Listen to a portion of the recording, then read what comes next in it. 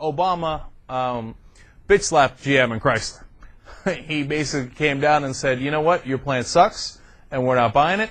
He gave GM 60 days to come up with a new plan, because they had already been given some time after getting their original bailout to get their plan together, and he didn't like it.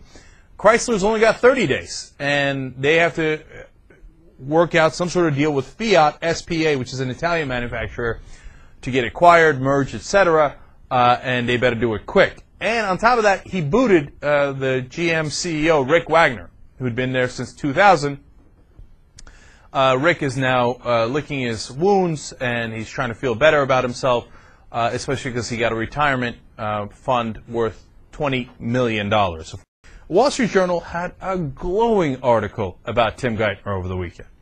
And the guy that they quoted throughout the article was Hank Paulson. And Hank Paulson said, oh my God, Tim Geithner is the man!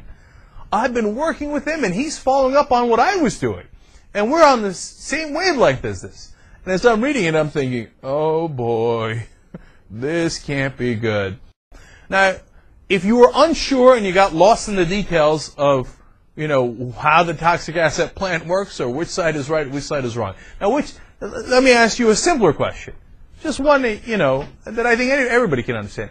Which room do you want to be in? The room with George Bush's Treasury Secretary, Hank Paulson, who's already made $600 million off of all of these, of doing these risky kind of bets when he was the head of Goldman Sachs, Fox Business Network, and the Wall Street Journal? Or do you want to be in the room with Krugman, Stiglitz, Galbraith, and all the other top economists?